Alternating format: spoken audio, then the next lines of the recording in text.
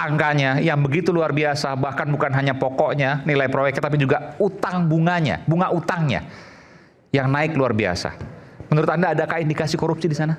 Sebenarnya saya tadi tuh nggak ingin berbicara, saya ingin langsung menyidik misalnya, karena melihat data-data yang begitu Anda langsung jelas. ingin menyidik? Iya. Maksudnya karena, Anda sudah gemes bahwa ini ada indikasi korupsi? betul sekali.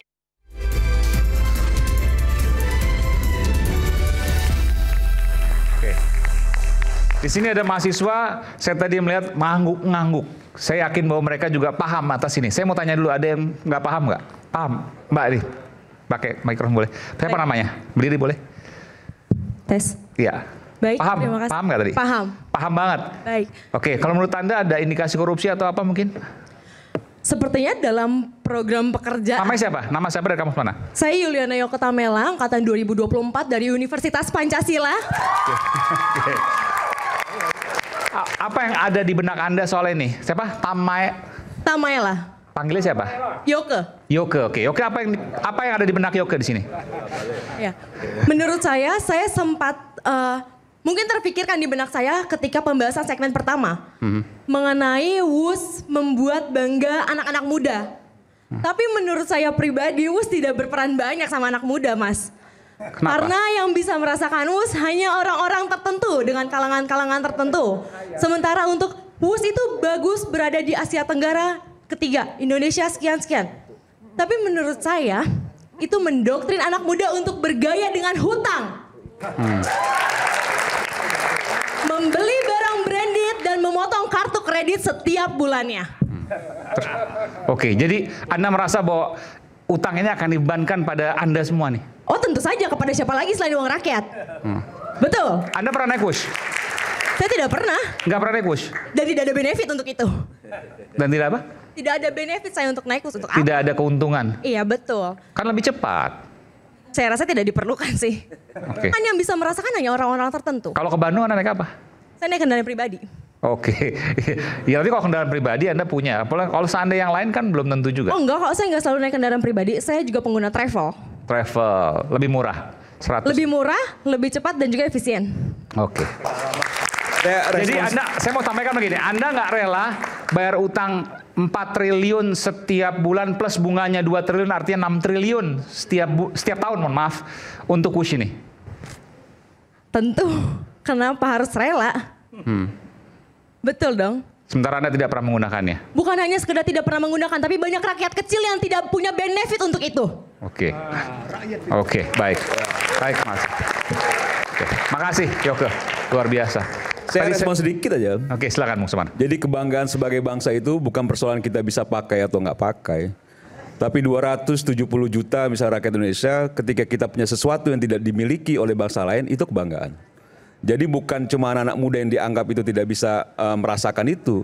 Mungkin hampir mayoritas masyarakat Indonesia tidak merasakan juga. Tapi sebagai bangsa, bahwa kita selama diri kita sebagai warga negara Indonesia, patut juga bangga yang tidak dimiliki juga oleh bangsa lain. Itu soal kebanggaan gitu. Saya lebih berbangga. Jadi tidak linear dengan sesuatu yang misalnya saya tidak bisa merasakan, jadi saya tidak bangga. Enggak Baik, linear. menurut saya lebih berbangga ketika melihat rakyat Indonesia hidup makmur dan terjamin. Ya itu soal lain.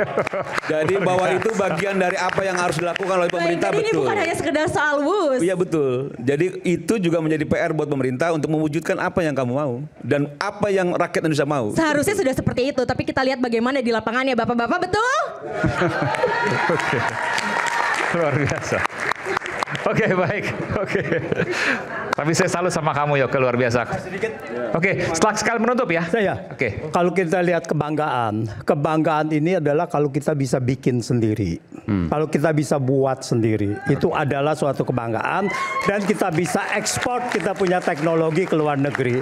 Kalau kita hanya import, apalagi kita bilang ini the whole 100% kita import kecuali yang dalam lokal komponennya yaitu lahan dan sebagainya, yaitu sulit kita mendapatkan kebanggaan di situ, apalagi importnya dengan utang yang sedemikian besar.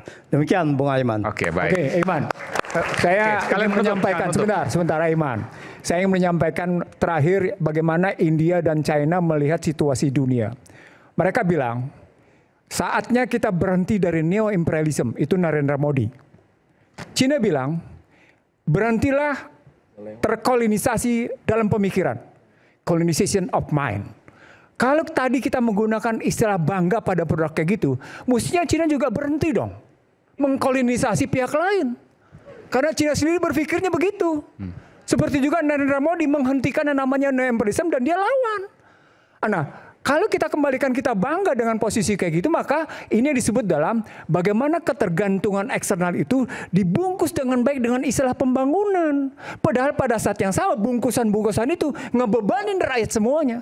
Bagaimana kemudian Anda punya kebanggaan pada struktur ketergantungan eksternal yang tinggi? Kan saya bilang tadi, utang Anda terkena, teknologi Anda beli, material Anda datangin, tenaga kerja Anda dapetin. Mereka nggak punya kerjaan, hilang jadinya. Bagaimana mereka punya kebanggaan dengan tidak menjadi pengangguran?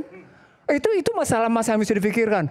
Dampak lebih lanjut, ini kesempatan sebenarnya bagi Prabowo Subianto, apalagi ditebusin dengan Gibran. Yang mikir kalau pembangunan itu melahirkan apa yang disebut dengan meminimalkan ketergantungan eksternal secara struktural. Itu yang Antoni maksud tadi. Gitu loh melihatnya. Mas. Oke nanti, bentar, biar imbang. Silakan.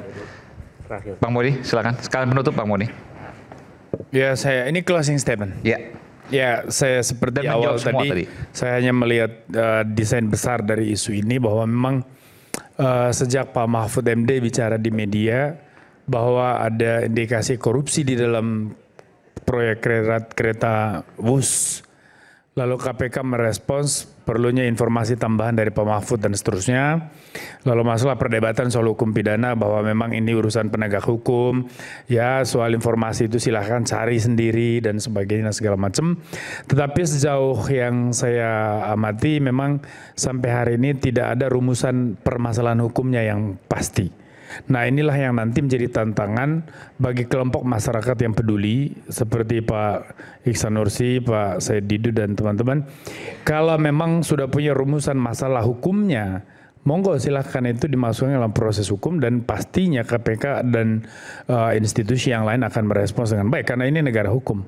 Kita tidak akan pernah membantah itu. Hanya saja kita harus menghindari juga bahwa di dalam merespon isu macam ini sedapat mungkin nuansa tuduhan politik dan sebagainya itu dikurangi tapi fokus kepada materi hukumnya supaya masyarakat dicerdaskan bukan dikacaukan oleh opini-opini macam ini.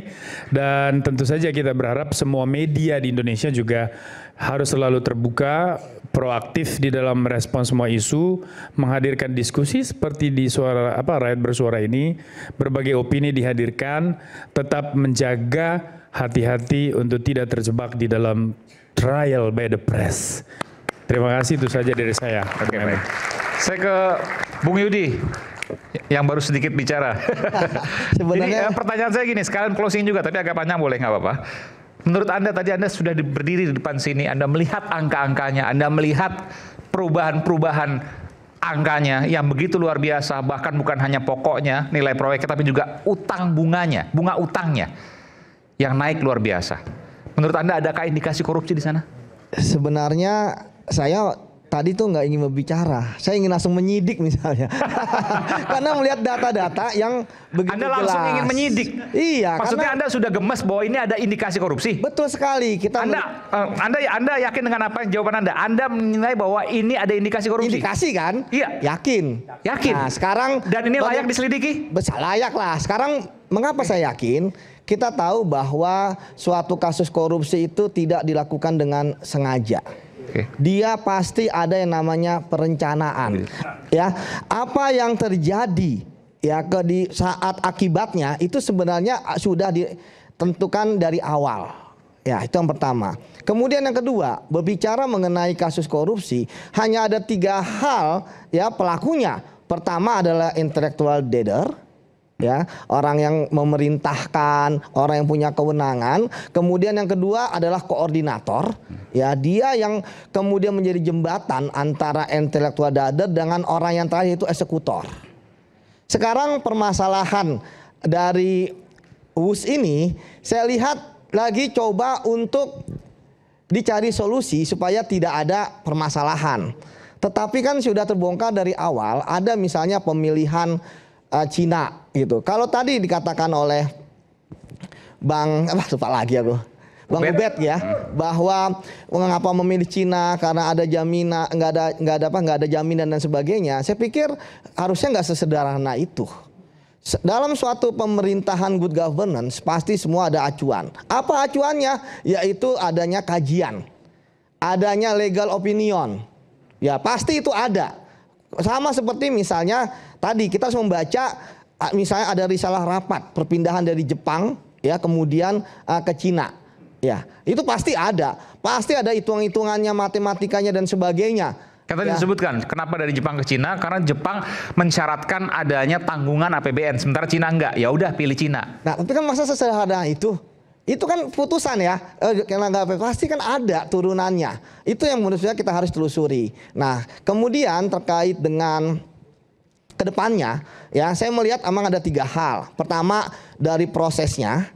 Kemudian dari pembangunannya dan sekarang apa yang terjadi sekarang. Ada hal yang sangat penting yang harus saya sampaikan bahwa walaupun ada perubahan undang-undang BUMN terkait dengan BUMN adalah kerugian BUMN bukan kerugian negara. Kita ingat bahwa kasus ini terjadi tempusnya itu adalah ketika undang-undang BUMN masih jelas ada bahwa keuangan BUMN itu ketika terjadi kerugian adalah kerugian negara. Nah, itu yang pertama. Jadi menurut saya ya orang-orang yang ada di Wika, yang ada di Jasa Marga, yang ada di mana KAI gitu kan, dan terakhir perkebunan malah ya itu adalah pihak-pihak ya yang harus dimintai pertanggungjawaban pertama. Mengapa? Karena mereka yang ada di middle. Kita nggak mungkin langsung ke high kayak tadi pembuat kebijakan, nggak mungkin, sulit. Kalau kita langsung ke atas, maaf Pak Said Didu ya sebagai pasti di bawah ini akan saling menutup. Kita harus mencari dulu di level middle-nya. Nah kalau di middle dapat, maka yang di bawah yang di bagian lower-nya sebagai eksekutor dia kemudian akan berbicara karena ada kasus. Cuma permasalahannya adalah saya terkejut juga ketika KPK ya mereka menunggu terkait dengan pengaduan. Ya, seharusnya KPK tidak perlu menunggu, ada yang dinamakan proactive investigation. Itu mereka bisa kok, kan apalagi kan menarik perhatian masyarakat. Kalau misalnya memang tidak terbukti, saya pikir juga tidak jadi masalah, gitu ya. Ya tentu kita wajar karena emang ada, gitu. Permintaan dari Bang Ihsanuddin, beliau tuh ahli sebenarnya. Saya juga harusnya ini dipanggil jadi ahli gitu ya sama KPK gitu kan. Nah, karena dulu waktu Senturi ahlinya saya gitu. Nah, jadi kembali lagi. Ya bahwa saat ini saya pikir KPK harusnya sudah mulai bergerak.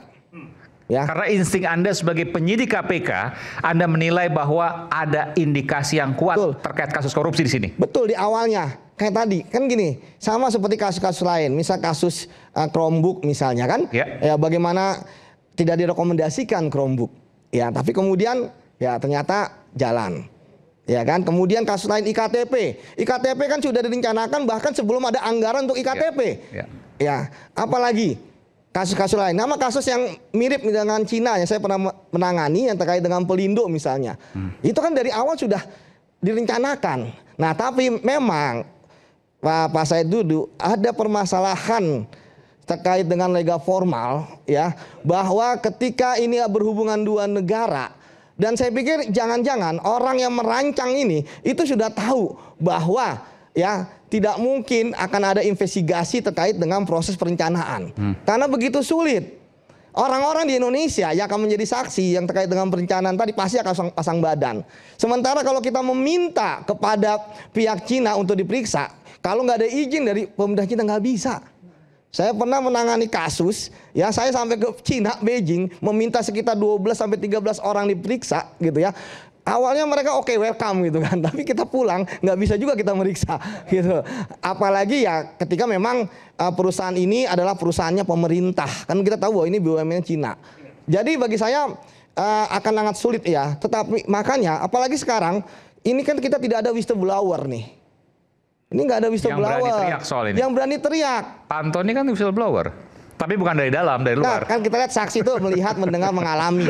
Kayak tadi sebenarnya simptom-simptom ini disampaikan kayak Pak Said dulu mengatakan periksa ini. Penyidik pasti melakukan. ya kalau ada investigasi, ya kan, kalau nggak ada seperti kata Bang Semar, ya kan, kita bermain di ruang hampa, ya kan, kalau penyidik sudah diberikan senjata, ya itu maka apa yang disampaikan oleh Pak Said Didu itu pasti akan dilakukan. Artinya kita bicara idealnya. Ya. Saya ingin tanya, Anda punya pengalaman di KPK, Ya. Anda punya banyak teman hingga saat ini di KPK, Anda tahu konstruksi kasus ini walaupun masih dalam tahap awal. Anda tahu siapa pimpinannya, Anda tahu siapa di middle-nya.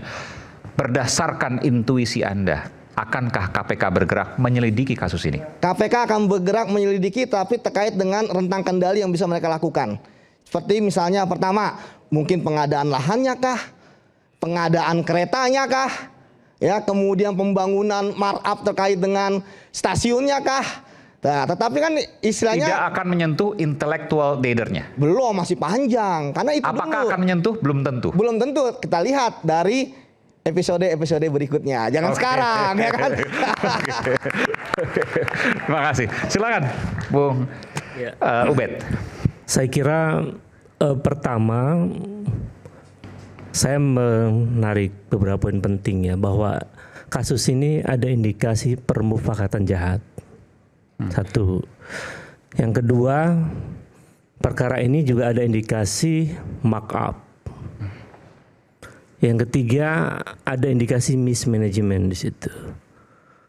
Termasuk misalnya ternyata ada pembangunan ulang yang pancang misalnya. Kenapa itu terjadi? Dan seterusnya, dan seterusnya. Nah, karena ini sudah menjadi public issue, maka narasi ayo dong lapor ke KPK itu menjadi tidak perlu sebetulnya. Karena KPK digaji oleh negara, digaji oleh pajak rakyat untuk melakukan apa yang disebut dengan proactive investigation itu. Jadi KPK sebetulnya ini melihat situasi ini. Tinggal bagaimana kemudian KPK memiliki goodwill untuk kepentingan bangsa ini. Nah, saya kira kita mesti melihat persoalan ini dalam konteks kepentingan bangsa dan negara gitu. Bahwa negara, rakyat itu membutuhkan situasi ini atau problem ini menjadi clear. Maka KPK menjadi sangat penting posisinya. Nah, saya kira itu. Kemudian kalau soal bangga-bangga itu udah nggak penting lagi lah gitu ya. Sekarang udah zamannya bukan bangga-bangga. Karena terlalu bahaya juga. Dulu kita pernah punya proyek sekian banyak mercusuar. Zaman era Orde Lama, Orde Baru. Tapi berujung inflasi sampai 600% dan kemudian rezimnya tumbang. Jadi menurut saya sudahlah itu tidak perlu dimunculkan. Karena era sekarang lebih pada kualitas. Bukan mercusuar begitu. Buat apa mercusuar dibangun sementara rakyat menderita? Buat apa mercusuar dibangun sementara 9,9 juta generasi Z nganggur? Saya kira itu nggak ada artinya. Oke, baik. Terima kasih. Baik. Sama seperti waktu tadi. Silakan, Bung Peter. Saya berpandangan kalau pemerintah ini nggak boleh terbelenggu dengan masa lalu. Ya. Permasalahan yang kita ulas, kita bahas pada malam ini itu harus bisa diselesaikan agar supaya dia tidak membebani pemerintah saat ini. Yang tentunya pemerintah saat ini kan cita-citanya atau programnya begitu besar. Dan oleh karena itu pertanyaan-pertanyaan, indikasi-indikasi yang sudah kita bahas tadi, menurut saya selayaknya itu harus dituntaskan. Dan pemerintah, kita berharap pemerintah mendukung untuk menuntaskan hal itu. Saya kira itu yang poin penting dari pembicaraan kita malam ini. Baik. Terakhir, Bung Said, silakan. Pertama, saya ingin menggunakan kesempatan ini meluruskan, jangan mencampur adukan tentang infrastruktur, subsidi dan lain-lain. Infrastruktur ada 3 jenis, infrastruktur dasar, infrastruktur publik, dan infrastruktur komersial. Dasar itu jalan desa, irigasi, itu tidak pernah dituntut untung. Infrastruktur publik, jalan umum apa segala, itu tidak pernah diuntung-untung. Ada namanya, dan itu ada subsidi di situ. Tapi infrastruktur komersial memang komersial. Sudah kelayakan. Ini komersial, jadi jangan pernah dicampur aduk. Yang kedua, ini muncul ide, dan menurut saya ini jebakan, bisa terjadi jebakan kepada Presiden Prabowo yang menyatakan Cina, Pak Luhut menyatakan Cina mau merestrakt kalau diperpanjang sampai ke Surabaya. Itu kan. Apa jebakannya adalah ini, satu, masa kita sudah tahu mahal kita lanjutkan lagi. Dan kalau dilanjutkan tidak mungkin harganya turun. Kenapa? Kalau harganya turun semua yang terlibat sebelumnya salah dan masuk penjara. Itu jebakan kepada Prabowo.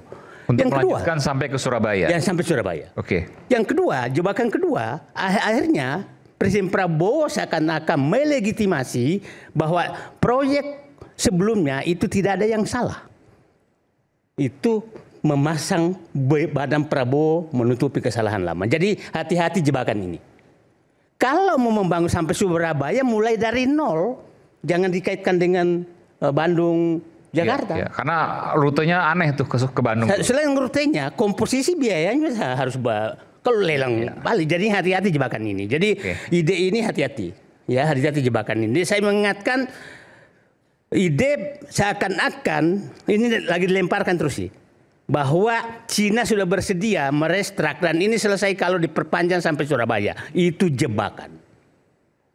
Itu jebakan, nggak boleh sama sekali. Nah,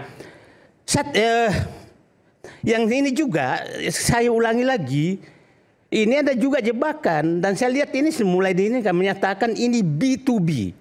Apa maksudnya kalau B2B? Maka pemerintah tidak bertanggung jawab terhadap kerusakan. Jadi itu padahal itu jelas G2B. Jadi itu juga narasi-narasi yang sedang dikembangkan. Nah, terakhir kebanggaan. Kebanggaan itu kita pernah bangga waktu tahun 70-an Pak Harto menekan Palapa. Sehingga kita nonton TV semua. Itu kebanggaan. Karena seluruh rakyat menikmati. Itu Palapa. Yang kedua, pada saat 50 tahun Indonesia Merdeka kita menerbangkan pesawat N250 yang kita buat. Itu namanya kebanggaan. Bukan kebanggaan. Jangan lanjutkan lagi kebanggaan mobil SMK. Terus muncul WOS. Jadi itu, nah kebanggaan itu buatan sendiri terus di mata seluruh bangsa Indonesia. Itu kebanggaan. Jadi boleh kita bangga tapi hasil kita gitu dah. Nah itu sekali lagi jangan pakai gaya bangga dengan mobil SMK. Oke, baik. Karena tadi baru sebentar saya berikan kesempatan. Bung Semar silakan. Ya, di closing statement ini dari 2,5 jam ya hampir kita diskusi. Ini kan bermula dari Pak Purbaya tadi saya bilang bahwa tidak mau pakai APBN, dijawab sama Opung Luhut, kita tidak minta APBN.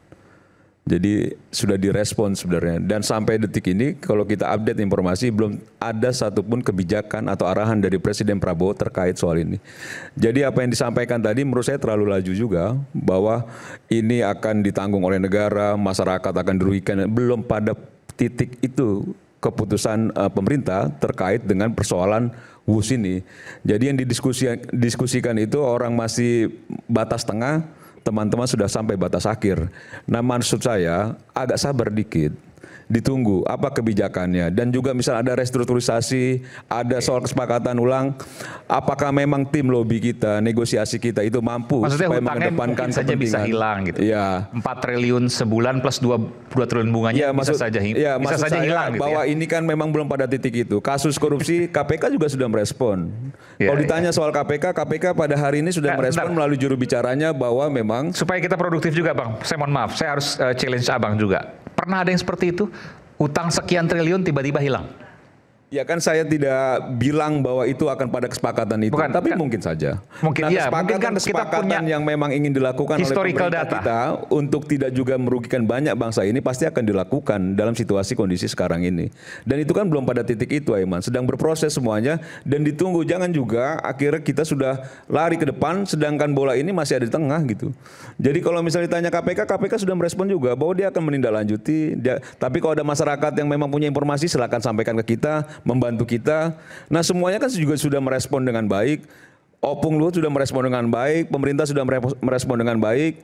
AHY sudah sampaikan bahwa menunggu arahan dari Presiden terkait dengan skema apa yang dilakukan. Jadi menurut saya semua ada waktunya berproses, dan jika memang itu ada indikasi korupsi, pada titik ini saya setuju siapapun yang terlibat tindak pidana korupsi harus kita kejar untuk dipidanakan dan bertanggung jawab. Kan begitu saja. Kan begitu loh. Itu poinnya gitu loh. Jadi jangan terlalu jauh. Dan saya setuju harus dicari dulu pinggir ya. Baru lari ke tengah ya. Tapi tetap saja dibutuhkan bagaimana kita memposisikan kasus supaya kasusnya antisipatif. Kalau kita tidak punya sikap antisipatif, ujungnya setelah kerugian baru kita kaget. Nggak bisa begitu. Harus ada punya sikap antisipatif. Saya katakan sama Anda, dalam dunia yang demikian maju lewat IT, segala sesuatu itu harus antisipatif agar kita tidak terperosok pada kesalahan-kesalahan berulang-ulang kayak gini. Atau mau diteruskan lagi sampai Surabaya? Nah, kalau sampai Surabaya saya agak beda. Karena saya sudah tahu sebelumnya, Cina memang merancang bahkan bukan sampai Surabaya, sampai Banyuwangi. Sudah muncul sesungguhnya dalam perdebatan itu. Jadi, dan itu akan lebih merugikan dong? No, belum tentu. Karena belum bisa tentu. jadi kerugian-kerugian ini pandangan saya. Okay. Pandangan saya. Yeah. Saya mau mengatakan begini. Sekitar beberapa bulan lalu, saya baca di media Cina bahwa sebenarnya Jakarta-Bandung itu akan berlanjut bahkan sampai Banyuwangi. Itu media Cina. Nah, mereka menghitung sesungguhnya bagaimana beban-beban yang terjadi padanya namanya Jakarta-Bandung dibagi rata ke sana semua. Bisa jadi. Begitu cara berpikir. Tapi sebentar. Tapi kalau kemudian baru kejadian kita sudah mikir, wah bisa dong, mesti begini dulu. Nggak bisa begitu. Pola pikir kebijakan publik itu pola pikir yang sesungguhnya antisipatif. Nah, paham. antisipatif itu adalah meminimalkan beban pada masyarakat. Disitulah yang disebut dengan kepemimpinan adalah aset, bukan beban. Gitu logikanya. Kalau pemimpin itu beban, dia selalu akan menimbulkan kerugian pada masyarakat. Ya, dan apa yang kita bahas hari ini justru menjadi modal ketika nanti ingin membangun sampai Surabaya, maka ada hutang yang harus dibayar. Nah, di situ kemudian buka-bukaan. Ya. Menurut saya karena saya bacanya di media Cina nih ya, saya bacanya di media Cina. Menurut saya, kalaupun dia terusin sampai dengan Banyuwangi, gagas saya ketika saya ketemu sama Dedek Yusuf, kenapa lo nggak kerjain dari Merak sampai Bandung dengan Banyuwangi? Lintas Selatan. Itu Dedek Yusuf sebagai wapres. Saya bilang, lo ketemu dengan beberapa gubernur kok. Ngapain lo mesti makan begitu? Itu gagas saya. Dan itu saya tulis dalam buku saya. Bagaimana sesungguhnya ketika kita ingin ngebedah dari Merak sampai dengan Banyuwangi, itu jauh lebih hebat. Lewat jalur selatan tuh? Iya, pantai selatan semuanya. Hebat dong berpikirnya begitu. Artinya kita jahit Jawa di selatan. Sama seperti kita ngejahit bagaimana Kalimantan dan Sulawesi. Ini kan soal bagaimana kebijakan publik yang mengantisipasi dengan cara meminimalkan kerugian pada masyarakat dan pemimpin tampil. Saya adalah aset bagi masyarakat. Saya adalah aset bagi bangsanya. Begitu mikirnya mestinya. Tapi bentar, saya mau tanya juga, saya harus challenge juga. Kalau tadi kata Yoke, bagus juga. Kan nggak semua bisa dinikmatin oleh semua masyarakat. Yoke nggak bisa nikmatin, yang lain nggak bisa nikmatin. Kebijakan publik, mahal misalnya. Semua kebijakan publik pasti ada yang tidak tercover. Pasti. Persoalan pokoknya lebih banyak yang tidak tercover atau lebih banyak yang tercover. Itu mikirnya. Jadi kalau sekarang, tadi kan udah saya bilang duluan, Jakarta Bandung lewat WUS itu lebih banyak yang tidak tercover. Kan udah saya bilang kelompok elit yang menikmati. Dalam studi banding harga hanya orang kaya yang bisa naik WUS. Apalagi ke Banyuwangi, ke Surabaya. Oh, belum tentu. Belum tentu. Hitung-hitungannya lain lagi. Itu yang saya bilang tadi. Bagaimana mengantisipasi. Begini, sekali lagi. Salah satu kasus tadi dibandingin sama Anthony soal Beijing, Shanghai, Guangzhou. Hangzhou posisinya. Saya bilang, pada konstruksi sekarang Beijing, Shanghai saja, Cina sudah mampu meningkatkan kecepatannya dari rata-rata 300 km per jam menjadi sekitar 600 sampai dengan 750 km per jam. Gila, luar biasa. Salah satu bukti betapa Cina meningkatkan teknologi. Persoalan besarnya menjadi sampai seberapa jauh kecepatan itu, kan jadi begini. Teknologi yang sudah saya temukan, mesti saya jual ke negara lain kan? Kan begitu logikanya. Nah, salah satu yang paling enak dia jual, yang paling Indonesia. Kenapa? Indonesia paling enak dibejak-bejak. Itu persoalan besarnya. Kenapa enak dibejak-bejak? Mental pejabatnya. Itu problemnya. Mental pejabat itu mental tempe. Tapi proteinnya tinggi, bagus. Iya, proteinnya dalam GMO ya. Dalam pengertian protein masuk ke kantong loh. Ke pejabat maksudnya? Iya. Oke. Akhirnya sesungguhnya sekali lagi, sepanjang pemerintahan ini tidak begini.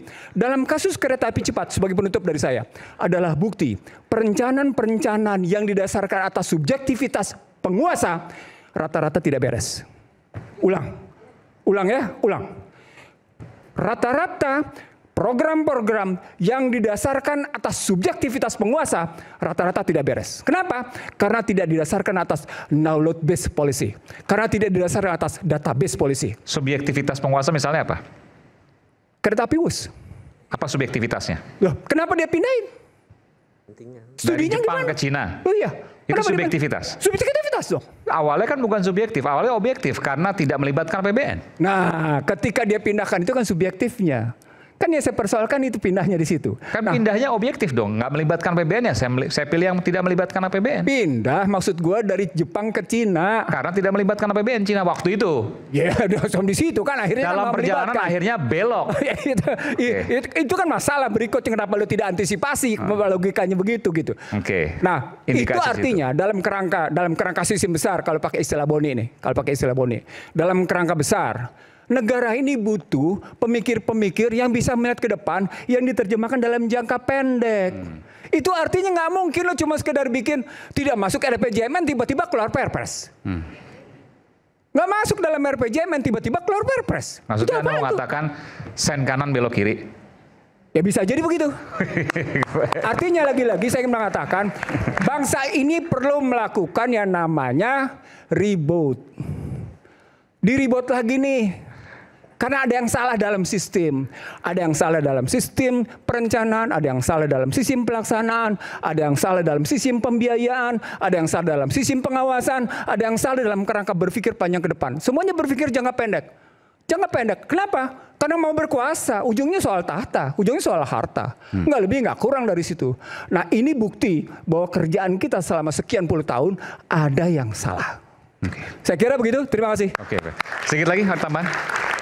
Sedikit aja, silakan. Nggak ada, cuma memang saya pikir apa yang didiskusikan ini kan kalau bicara soal WUS itu sudah lama ya, 2016, 2017 mulai dibangun, 2023 akhirnya operasi.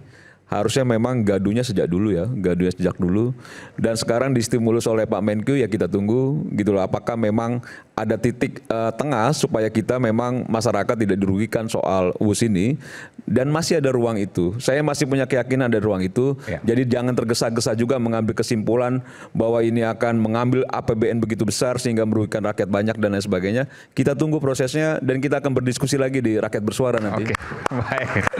Terima kasih. Kemajuan moda transportasi patut diapresiasi, namun jika lilitan utang hingga puluhan tahun ke depan menjadi beban, untuk apa dipaksakan? Terlebih jika negara merugi setiap tahunnya triliunan dan praktiknya ada indikasi korupsi. Bagaimana pemerintah menyelesaikan kasus sengkarut WUS ini? Kita tunggu langkah KPK ke depan jika ada. Saya Aiman Wicaksono, salam.